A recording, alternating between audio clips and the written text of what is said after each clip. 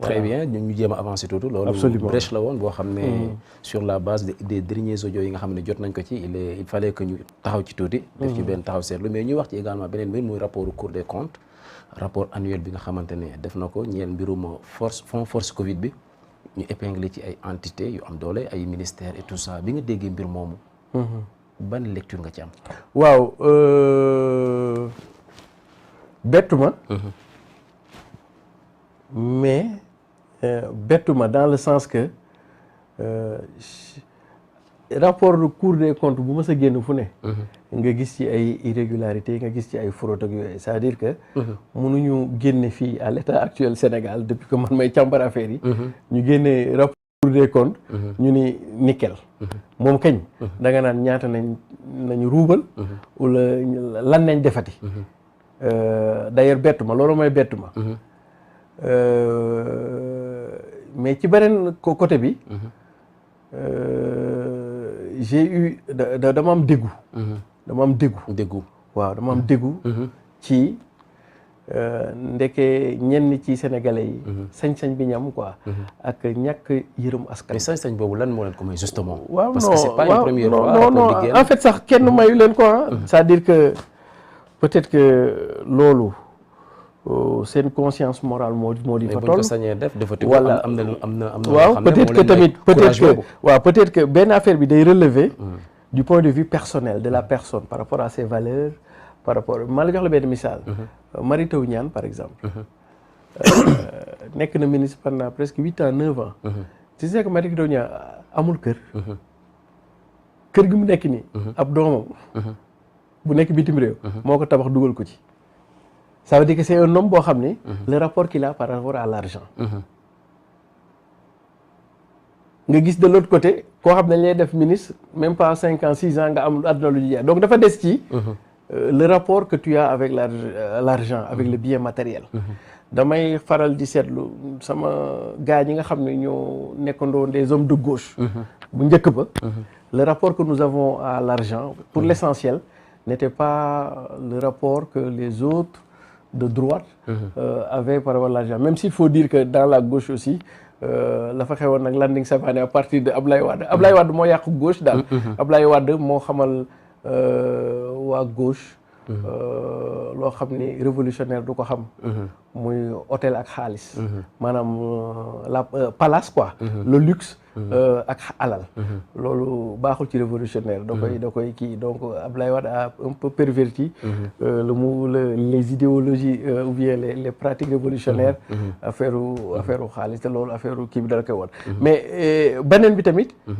li leen koy mën a sañal mooy. dañoo jàpp ni coow li day bari rek peut-être que dara du leen ci fekk. parce que c'est ça le drame de nguur. mais man li tax affaire bi ça m'a fait mal au cœur. parce que te d'ailleurs sax su ma ko analyser ba pare. nga may ma adressé wu directement au chef de l'État. pour parce que gis nga lii nii. dafa am ñaari risques yu ci am. je ne sais pas si président Macky Sall mi ngi koy bàyyi xel. mooy yan exactement. il y a un risque politique. et un risque social. lii nii bu ko lijjantiwul. le risque politique.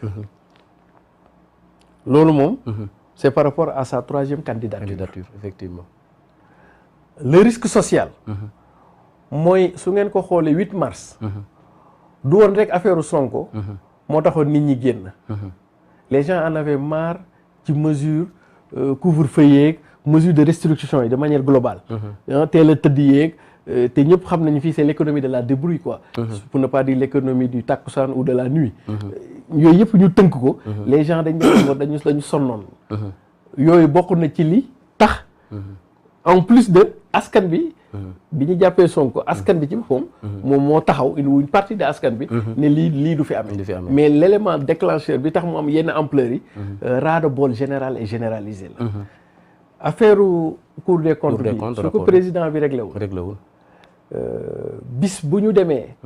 ba war a dugg ci procès Sonko. mën na nekk l'élément de trop. booy xam ni bu ñu wàcc ci tali bi. du rek ñoo xam ne dañuy supporter Sonko ak ñu Sonko ñoo wàcc ci tali bi mais sama classe gi nga xam ne dañuy daw dépense amuñu dépense dëkk bi métti na ci ñoom. danañ profité ci affaire Sonko yi. génn raak parce que opinion bi ñuy am la. te dinaa jox benn exemple. Covid bi état du Sénégal mooy ñun mooy man ak yow suñu impôts yi TVA ak yooyu ñun dañoo cotiser l'équivalent de 102 milliards c'est-à-dire que yow sa ñaar dërëm sama dërëm yooyu la état bi dajale mu nekk 102 milliards mu dugal ko ci affaire bi ñun suñu wàllu bopp contribution volontaire ma jël man sama juróom ñëw teg boole ci muy mu donc ma contribuer ñaari yoon une contribution directe et une contribution indirecte su ma doon wax fiscalité ñun loolu mat na ci askan bi 2 milliards non 20 milliards autant pour moi ak 102 milliards yi ñu def contribution indirecte muy 122 milliards ñun sa par exemple ñun góorgóorlu yi ñun ñi xam ne yoruñ dara ci luyaas nañ dëkk bu ñu feebaree pour ñu faju problème la dépense dañ koy ñafe au jour le jour dañuy xëy 8 heures taaba ko 10 heures ñu Orange Money dépense bi gars yi mën a gérer et cetera donc ñun fay nañ ba 122 milliards ñi nga xam ni matériellement ou financièrement ñooñu tamit foofu ñi ay ministre nañ ñi ay et cetera dellu siwaat ne ko foofu man su ma ci amee réflexion boobu dëkk suba su booy nee ñi ngi taal pëna man danaa génn taali pëna de non pas parce que affaire Adji Sarr bi so moo ma intéressé mais sama 122 milliards yi nga xam ne contribué naa ko te mënuñu koy jox loolu mooy risque social mais li tax président Macky Sall war a teelu ci tey ci lii xam nga pourquoi affaire bi c'est douloureux parce que régime bu ne dafa mel ni Covid mooy musiba régime bi régime bu ne dafay am benn ba ñaari éléments yoo xam ni bu ñu dajee mooy tax nga perte nguur Ablaye Wade ñaar ba ñetti élément moo daje moo tax mu perte nguur premier élément bi mooy li ñu ko doon tuumaal ne dévolution monarchique mais yeneen ñaari éléments yi mooy la xewoon ca ANOCI ak surtout la xewoon ca FESNAM du noonu la ñuy wax FESMAN voilà léegi lan mooy particularité loolu ak Covid événement yooyu c'était des événements heureux mais fii c'était un événement malheureux première grille d'analyse deuxième grille d'analyse événement yooyu c'était des événements sur un très court temps un laps de temps FESMAN une semaine la woon jeex na ANOCI une semaine la woon jeex na mais fii ça nous a pris presque 2 à 3 mois donc un événement douloureux qui se prolonge dans le temps ici un événement festif qui est dans un temps très réduit donc fàtte ko foofu dafay mooy gën a yomb fàtte bii kon léegi dafay mel ni kon élément Cour des comptes bi Covid bi mooy la pendante ANOCI mooy la pendante FESMAN en termes de gabegie et en termes de comment des gens peuvent s'enrichir sans cause pour parler en droit voler très bien waaw voilà de l'argent c'est-à-dire que ak lu mën de moo tax ma jàpp ne président Macky Sall boobu damay dindi samay verre quoi parce que ça ça me pique au cœur quoi. mais bul fàttali moom tamit dafa ne woon am na dossier yoo xam ne moo ci teg coono. waaw non dama bëgg c'est-à-dire que bokkul ci facteurs yi gën a may. waaw léegi nag li xale yi naan président dafa des ci yow. président dama jàpp ne nga may ma wax ak yow mais en même temps wax ak président wax ak sénégalais. président Macky Sall. tey nag Sénégal ñu ngi lay déglu di la seetaan di xool est-ce que dafa am ñetti nit ñoo xam ni daanaka dans les imaginaires symboliques ñoom ñooy symbole rapport bi kenn ki mi ngi tudd Abdoulaye Diouf Sarr ancien ministre de la santé kenn ki mi ngi tudd Mansour Faye yoroon affaire développement communautaire kenn ki mi ngi tudd Moustapha Diop yoroon NS c'est-à-dire que ñetti ministères yooyu génn ci léegi nag yow président sénégalais di ñun boog góorgóorlu yi candidat déclaré 2024 dañu lay laaj ak suñuy ñooñ est-ce que Mansour Faye moo la gënal sa bopp est-ce que Abdoulaye Diouf Sarr moo la gënal sa bopp est-ce que Moustapha Diop moo la gënal sa bopp ci liggéey bi nga fi jot a liggéey Sénégal et il me plaît de le rappeler aux Sénégalais de manière très ramassée président Macky Sall bi nga fi ñëwee ba léegi tabax nga ci lu toll ci 2526 kilomètres de route. Ça c'est en termes de réalisation. De réalisation physique. te loolu sa benn prédécesseur mosu ko def. rapidement ci li may lim nii. rapidement ci loolu. président Macky Sall bi nga fi ñëwee ba léegi def nga fi 189 kilomètres d'autoroute. benn président mosu ko fay def. def nga fi 6600 kilomètres de piste rurale. benn président mosu ko fay def. ci 20 000 villages yi ñu am Sénégal. 5300 yi président Macky Sall électrifié nga leen. te ñeneen yaa ngi ñëw président Macky Sall tabax nga Sénégal ba nga ñëwee ak léegi. 35 897 salles de classe. fu président Macky Sall romboon tracé. ñu def fa sàkket ak ay paillasse classe tey tabax nga ko. te des na defar nga fi 64 daara moderne tabax nga ko. mënul jeex. non non tuuti ji des président Macky Sall tabax nga fi juróomi ISEP. maanaam mooy université yu ndaw. tabax nga fi 14 ENO. def nga fi 9 hôpital. def nga fi 15 centres de santé. 300 postes de santé. 21 centres de dialyse waa léegi président man dama lay laaj. lu rëy lii yëpp nga def. est-ce que da ngay seetaan maintenant. nga jënde ko Diouf Sarr. wala nga jënde ko Mansour Faye. wala nga jënde ko. comment il s'appelle encore Moustapha Diop. ci ñi leen protéger en tout cas de li ma xam man ñun góorgóorlu yi xam ko. rapport Cour des comptes be booba léegi nguur gi waxagu ci. yow it waxaguloo ci. te au-delà de wax ci sax nga jëf ci nañu lay xaar. pour ñun jàpp nañ pour ñun góorgóorlu yi ñàkk cee bañ a def dara. dana mel ni bu askan bi fàttee jëf ju baax ji ngi fi def. bëgg a jàpp jëf ju safaan bi. xamal ni kon yooyu yaa leen ubbil bunt bi te ñun li ñu jàpp mooy. à l'état actuel pour donner des signaux forts. Moustapha Diop waratula mën a nekk ministre c'est-à-dire que da nga ko war a wàcce président. pour donner au moins un signal fort. Mansour Faye da nga ko war a wàcce au moins peuple bi mën a calmer wu. Abdoulaye Diouf Sarr. il doit rendre sa démission à l'Assemblée nationale bu ko deful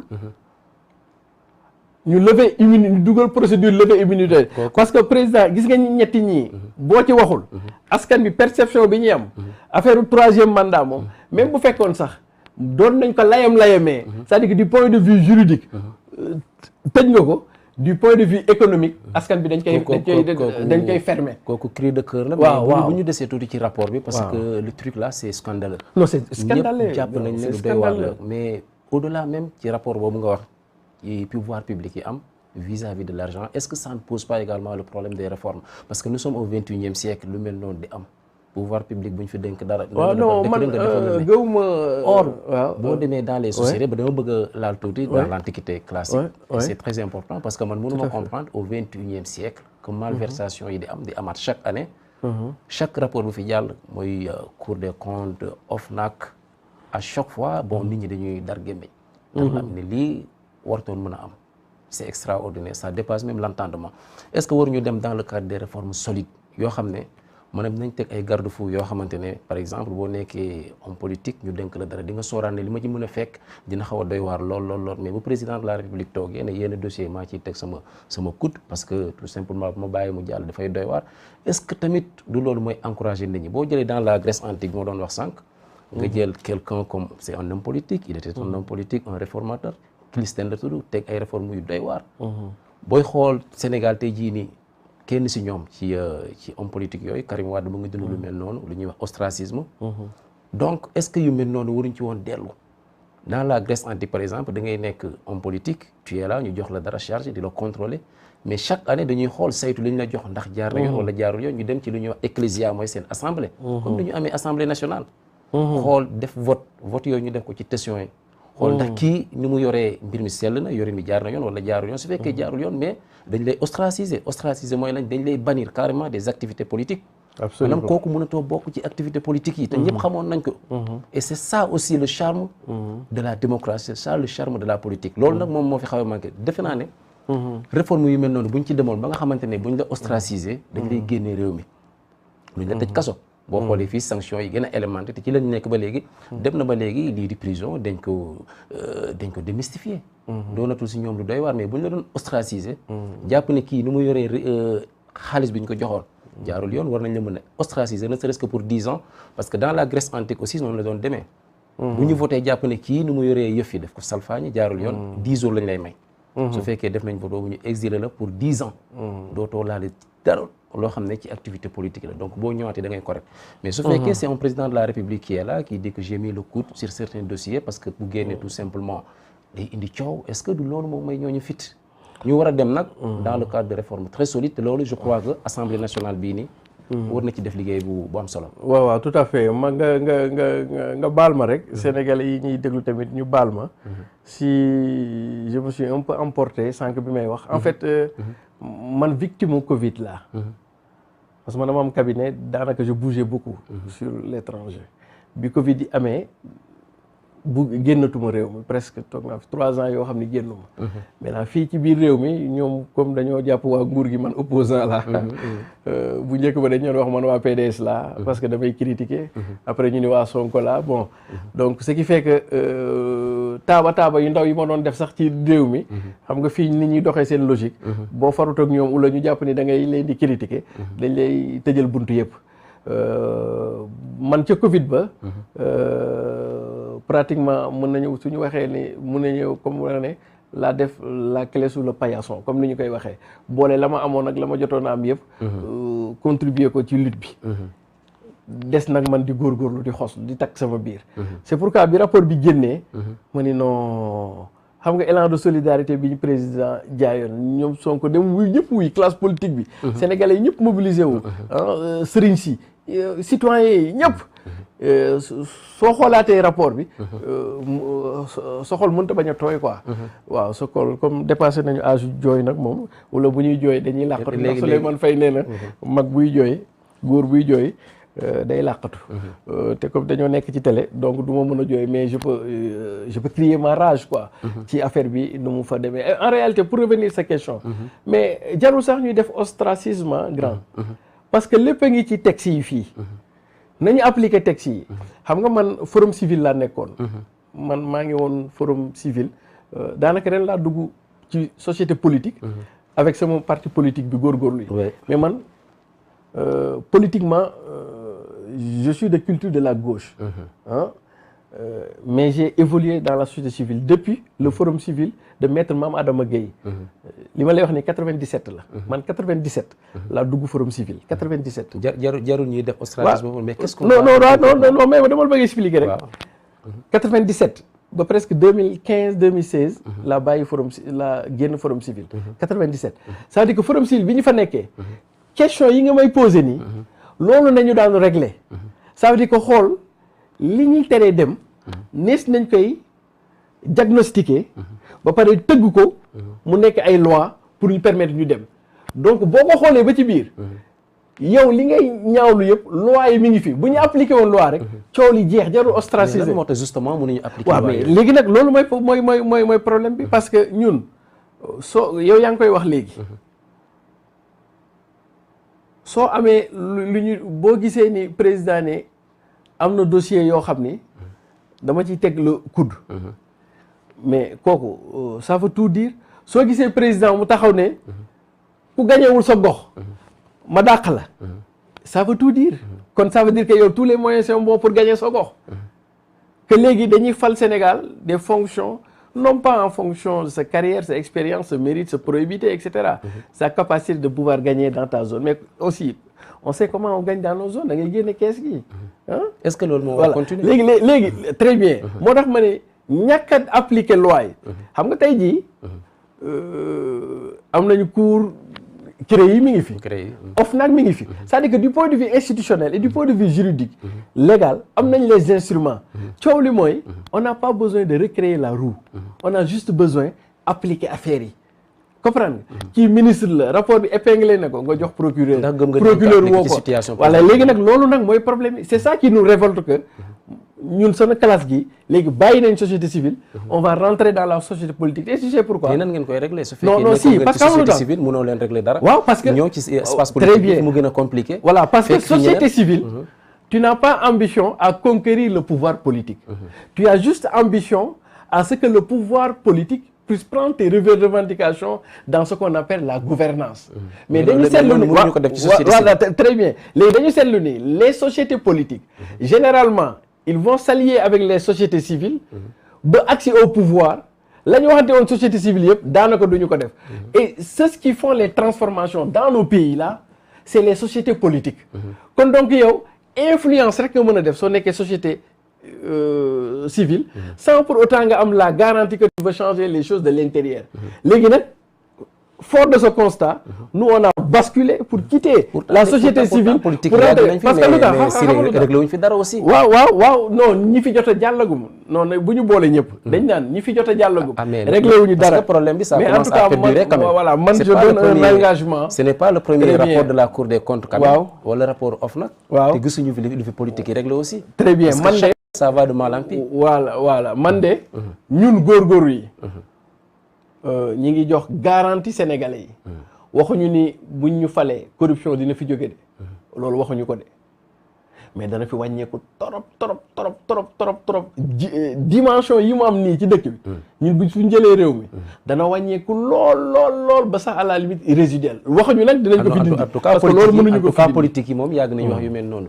kii tey jii nii ngay wax ne dafa jël kuddam teg ko ci yenn dossiers yi moom moo fi indi woon une gouvernance sobre et vertueuse waaw te defe naa loolu waral suñu toogaay bi tey absolument fi toog te bi muy wax loolu waaw mais est-ce que du ngeen dem ba toll ci niveau boobu également Siré mais mu nekk l'éternel recommencement waaw non mais li ci Macky Sall du ci Siré si tamit yow tamit nañu xamante dëgg waaye président en tout cas mos nañ Macky Sall te mosaguñu Siré aussi waaw très bien nañ ma gars yi mos ba pare quoi nañu ma mos en tout cas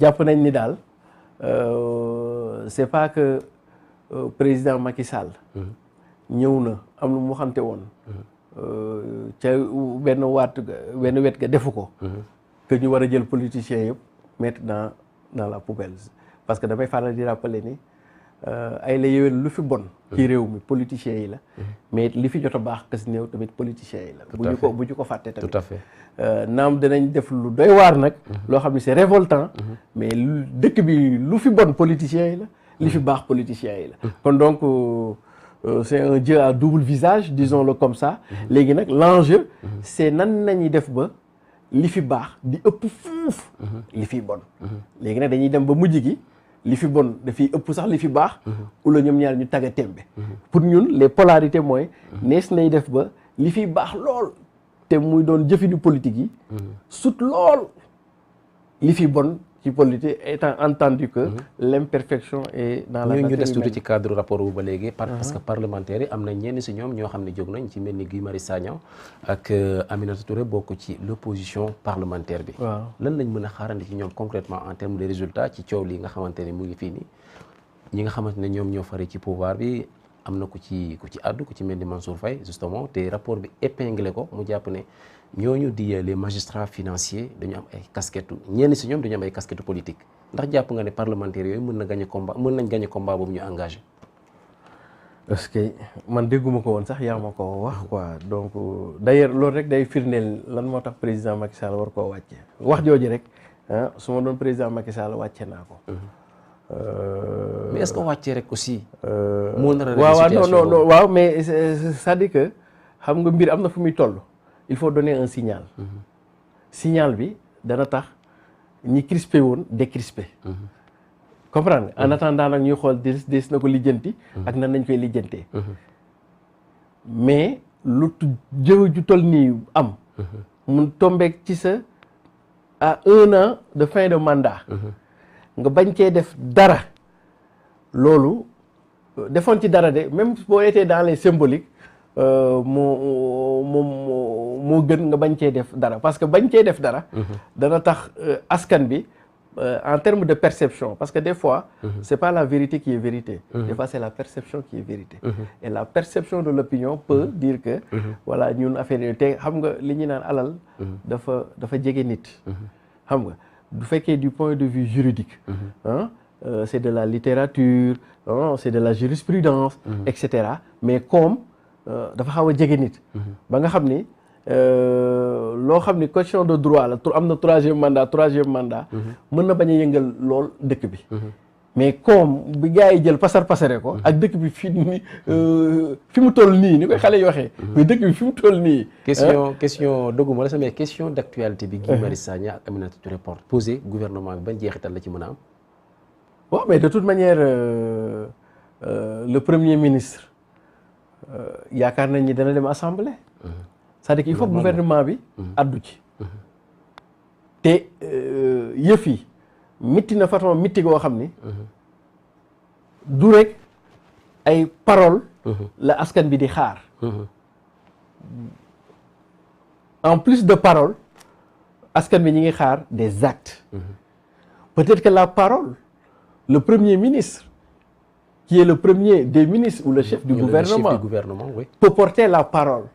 Mais on attend l'acte que du président de la République parce qu'en définitive c'est lui qui nomme à tous les emplois civils. Mais laisser ces gens-là à leur poste serait à mon avis l'erreur fatale qui peut perdre le président Macky Sall su fekkoon am na prox ndoll de chance pour la troisième candidature l'affaire là bu ko réglé wul non pare na ci. ñu ngi doon wax mbirum assemblée nationale.